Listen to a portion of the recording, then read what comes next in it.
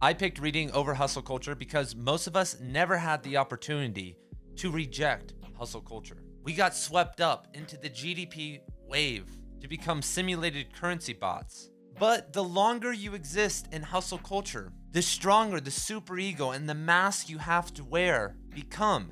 And reading is the ultimate antidote to help you take off that mask and start your journey toward actual self-realization. Reading is rejected because it gives no immediate gratification. If you are poor, tired, sick, unhappy, unclear about your purpose, reading a couple books will not change that. But if we look at the two different directions over the course of decades, one being grinding toward monetary ambitions, career ambitions, and the other path is self-realization. Who do you think is going to be statistically happier at the end of the journey? And we already know, because this has happened so many times in history, the people that take the path towards self-realization way more of the time have a deeper life experience. And as a human in 2022, there are things that are tested over 5,000 years to help you toward that goal. And one of them, of course, is knowledge, the pursuit of knowledge and critical thinking. Others include a spiritual relationship with God or your higher consciousness, fasting, meditation,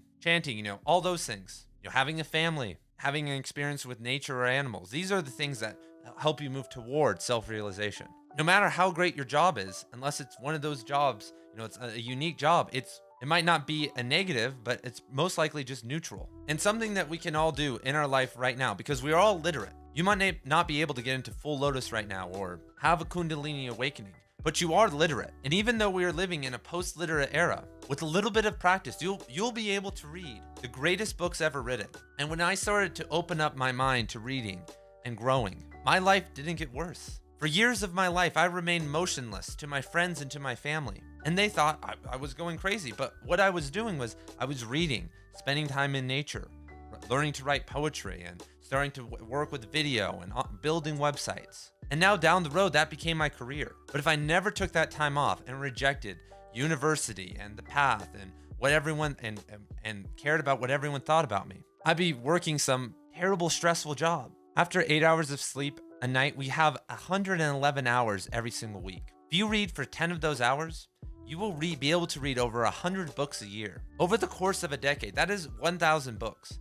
If you compound that with the loss of the grind and of ambition and toward other self-realization tasks, even if you continue to work, if we add 111 hours, we take 40 hours a week of work, 40 hours a week of family time out of that, with those remaining 30 hours, even 20 hours, over the course of a decade, you could become a master of a couple of self-realization skills. And that will benefit you more, I would say, in almost every single way than choosing to grind and to hustle. Because some people make it out of hustle culture and they are the winners, but there is a whole broken lot of people who die early from cancer and from stress and from all these different things. There are divorces and addiction, underdog stories, and highs and lows. But the middle path has a lot less wavering on it. And if you choose not to reject life completely, because that's, one of the paths, you can be hustling, you could be rejecting life completely like a monk, or you could take the middle way. And reading helps you stay on the middle path because you do gain some knowledge that helps you attain some of the monetary or career-oriented goals in life. But it also shows you that emptiness and the vastness of perspectives that exist all around us. It helps us connect to our archetypes, to all the historical or psychological and every other type of knowledge in the world. But all that experience is empty unless you do something with it. And that's what the main message of this channel is. That knowledge is useless unless we take action. There needs to be a harmony of pen and of sword. And hustle culture also prevents you from living out knowledge the way that it needs to live out. Because when you get all these, get a ton of unique inputs and then you multiply it with your personality, then multiply that by your environment and your stressors and what you have to do, you get this crazy concoction that we call reality. And when you are there and you are your ambition is inhibiting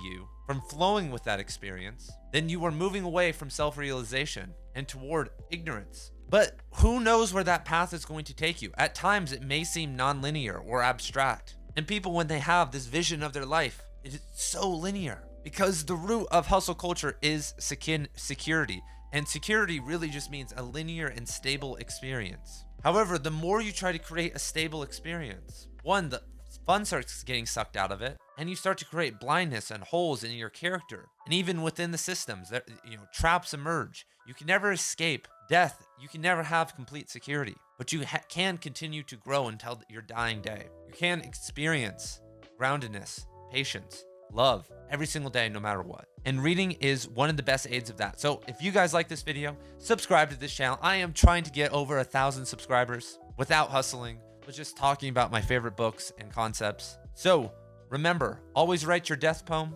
and exploring the dark side of your mind with books. Peace.